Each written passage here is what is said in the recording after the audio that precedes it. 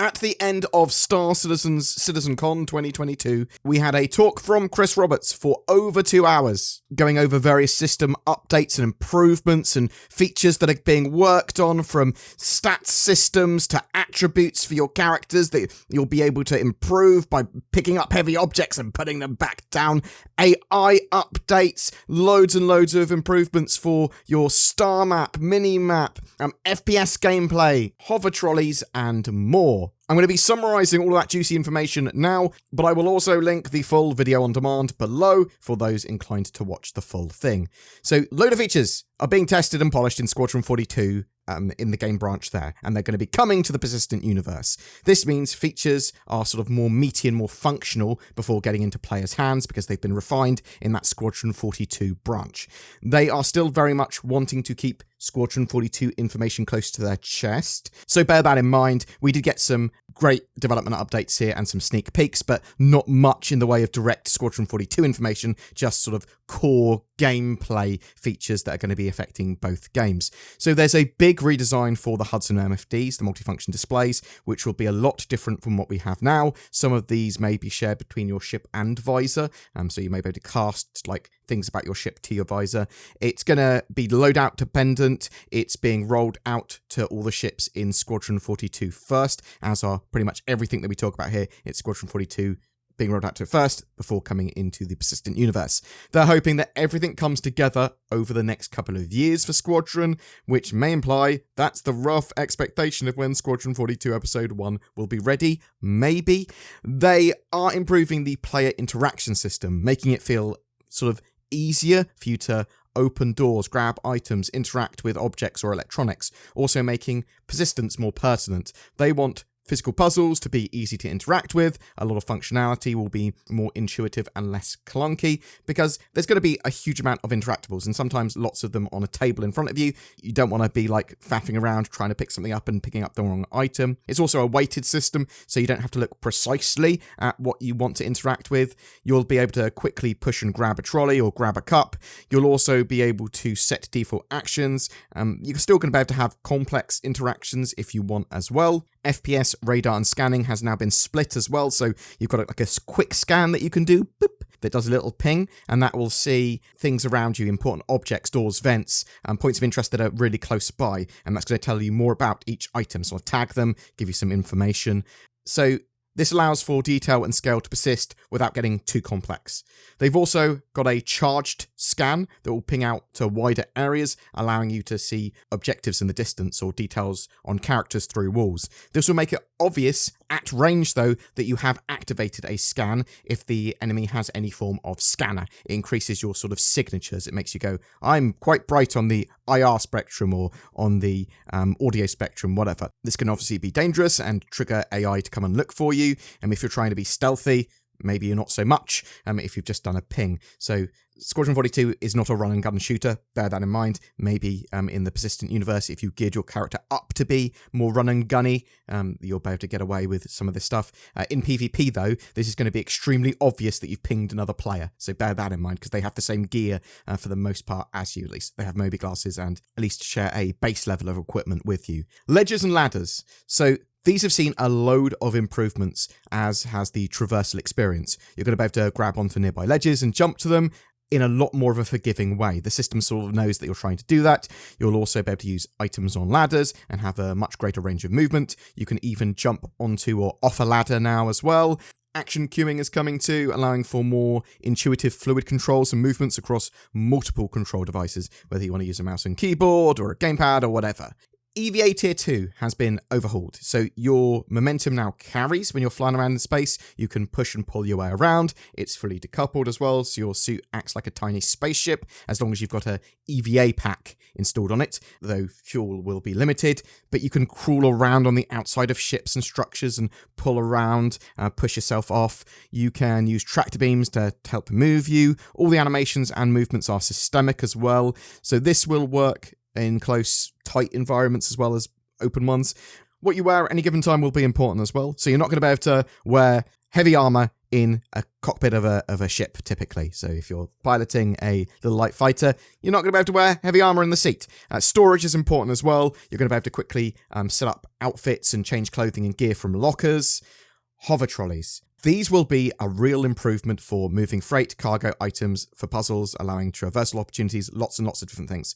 Physicalized cargo will be in Alpha 3.18, but afterwards, there's going to be more ways to move larger cargo and load containers with sort of multiple items. So you're going to be able to put lots of different items inside a single container. Logistics is going to be an important part of the game, from field repairs of ships and vehicles to resupplying ammo. That's all super important. Hover trolleys will come in various sizes, from small to eventually massive, and you'll be able to snap cargo and items onto a trolley easily. Hover trolleys are just a really simple way of just dealing with, you don't want wheeled trolleys because there's going to be loads of uneven surfaces and all that sort of stuff, and they get stuck everywhere. Whereas a hover trolley, you can just go, you know what, these are gamified, and I can put cargo on them and move them around. Cloud Imperium have also been improving their cockpit experience. The new master modes help with this, as they've streamlined the amount of stuff on the sort of HUDs and MFDs with that in mind, to be relevant to what you're doing and not clog up the screen real estate. You'll have options of exactly what to display to some extent.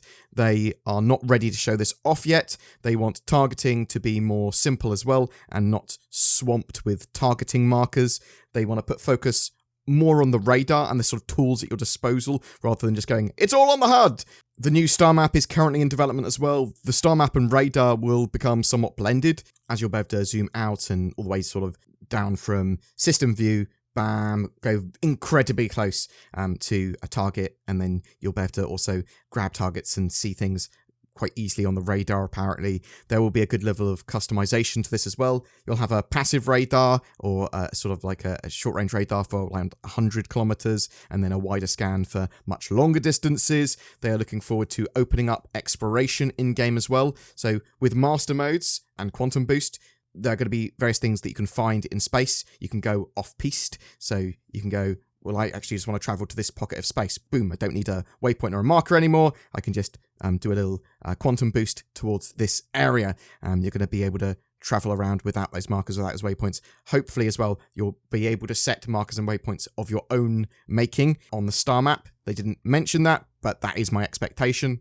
For those of you that don't know, the new master modes that Cloud Imperium are putting in game basically divide up what a ship can do at any given time. You're basically either in travel mode, where you can go very fast, you can go into quantum, you can do quantum boosts, but you have no shields, and you're basically not combat ready. Your combat systems don't work. Or you can be in SCM mode, which means you're moving a lot slower. You can only move up to SCM speeds. You can't basically go to cruise speed. You can't go into quantum, but you are combat ready. You've got your shields on. We will have a mini-map as well, so this will give you 3D isometric views in FPS via your HUD or Mobiglass. It will also give you some sort of contextual pathfinding with maps in areas that you know, sort of like major cities and that sort of stuff, but you may have to entirely map a new area if you've never been there before and there's no access to sort of like a public map. There may be terminals in certain facilities where you can download maps from if you go off and look for them. They showed a really detailed minimap on board an Idris, so you can get a load more information from scanning and finding out states of doors and characters and items.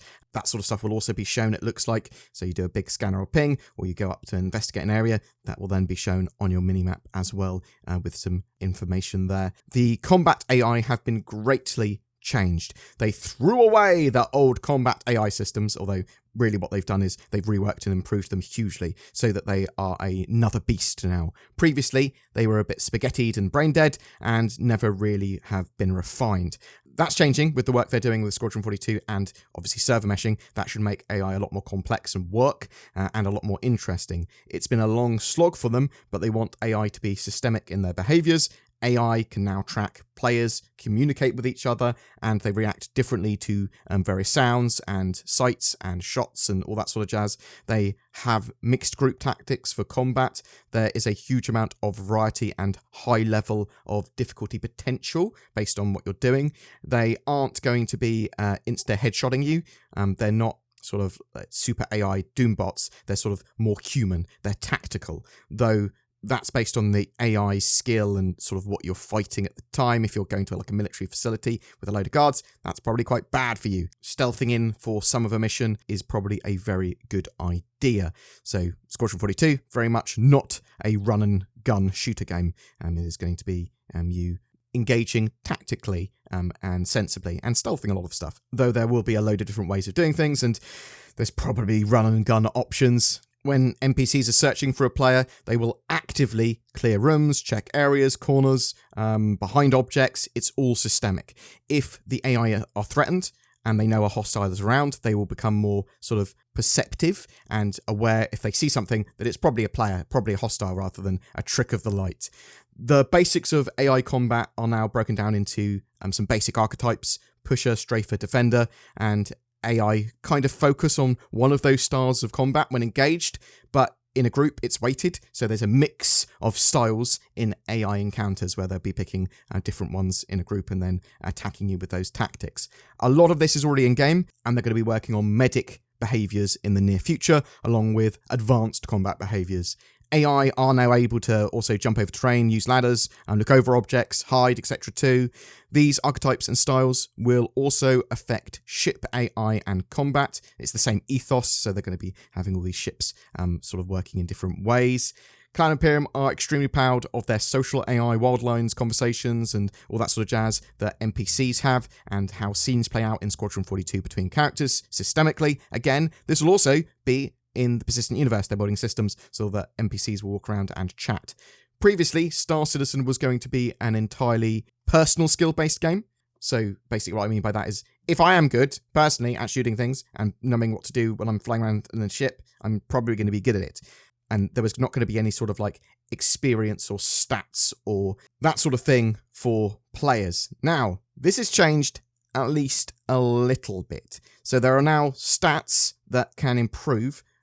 There are 4 physical attributes that characters have. Strength, so lifting heavy things, holding more in your inventory, carrying more. If you do those things, then you will gain more strength, is the idea. Agility, that will allow you to sort of like swap weapons quicker, that sort of jazz. Maybe you're better when you're moving on ladders and you can sort of exchange animations quicker or whatever. Endurance, that's resistance to environmental factors or the need for food, maybe resistance to G-force. Fitness, you can potentially run and swim longer and faster. Basically, those 4 stats, they give you small buffs, and it is, from what it sounds like, small buffs to the ability to do certain things in-game, and they will improve by you doing that type of activity more. Is there going to be some form of in-game gym? Almost certainly. Stat improvements aren't going to give you an overpowered advantage in combat though, and they're not going to give you like plus 20% to shooting damage or anything like that.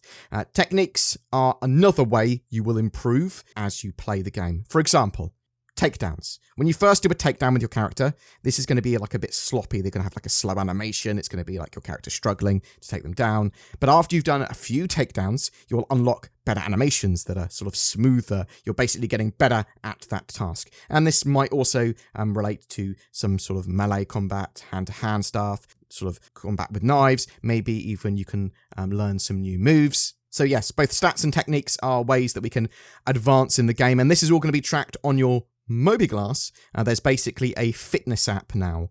The Mobiglass has also been reworked. Currently, the new one is in Squadron 42. It's a cut-down military Mobiglass. It looks much better and has better access and ergonomics for sort of like its users. It will blend various apps, the Galactopedia, objectives, email, health, ship status, environment, etc. It's basically the same functionality as the Mobiglass we've got now, with a few more bits and gubbins. With this foundation as well, they're able to build more apps and evolve the Mobiglass further. All of these features are things that Clan Imperium are working on now and tweaking, and this is just a snapshot of some of the things they are developing and that are coming to the Persistent Universe. Obviously, they're developing it in Squadron 42 branch, bring it to the Persistent Universe later. Chris said, although building 2 games simultaneously is challenging, it's also rewarding and gives them a unique scope as they sort of like support each other. They've been able to build a massive studio with very talented people. The community have allowed them to build the game they want. It's the best job in the world. They wish they could work faster, but they are working hard. They do try to read all the feedback that players leave, be that on forums or Reddit or Spectrum, whatever, and This will help further improve all parts of the game, working on that feedback. There are a lot of game-changing things in the pipeline, apparently, and boom, that's it for your Chris Roberts at CitizenCon 2022. I'm glad that he stopped by and chatted for over 2 hours. That was a little unexpected that he was going to chat for so long. I'm interested to know what you think, though. The attributes and stats sort of and technique stuff, that is very different from what I was expecting. Again, if it's only going to be quite small little stat improvements that will affect you a little bit, sort of not too problematic in my point of view. It'll be interesting to see, however, what a weekend warrior experience, so what a new player experience or someone that plays the game not very much versus someone that plays it a lot, how different are their characters in their sort of basic things that they can do. If it is like you are fighting a superhuman, well, then that's not going to be a great experience. I'm loving the look of the new Mobiglass. What do you think of it? FPS scanning and radar stuff, yeah, that sort of makes sense. I want to be able to interact with my world a lot better, and it looks like they've got some solid solutions for interacting with things and for the scanning. Hover trolleys were just essential. What do you think about that? I'm just thinking about the minimap as well. I absolutely love minimaps because I play games typically from the minimap, sort of guides all of my actions. But what did you think about all that? Please check out my other videos on CitizenCon. There was so much other stuff talked about throughout the day, and we've got summaries on all of it. Whatever your thoughts, though, I'd love to hear from you in the comments below. NordCon 2952, the road to Nord 4.0. What do you want out of NordVPN.com/boardgamer? Nord base building? Nord hunting 2.0? A dynamic Nordonomy? I'm personally looking forward to the latest Nord cruiser. In the meantime, I'm going to make do with NordVPN protecting my data from insidious space pirates and giving me unrivaled access to all the content that the internet has to offer. Use the links below. Note, NordCon 2952 does not actually exist. Also adding to my shill pile, Tobii Eye Tracker 5 gives you precise head tracking and control with your eyes. That's the sound of my eyes controlling the lasers, giving you unprecedented immersion in Star Citizen. You can basically aim lasers with your eyes. Pew pew! Use the links below and code BoardGamer for discount. Every month we have a ship giveaway for Star Citizen. For October, we're giving away a Cutlass Black with pirate skin, lifetime insurance, and Star Citizen game package. All you need to jump into the game. Just comment on any of my videos made during October to be in for a chance of winning that. If you would like to further support the channel, please consider becoming a channel member with the join button below my videos, or potentially becoming a Patreon. You'll get access to some exclusive content, and it really helps the channel out. Thank you so much for watching and supporting the channel. Hopefully I'll see you in the next video, and have a great October.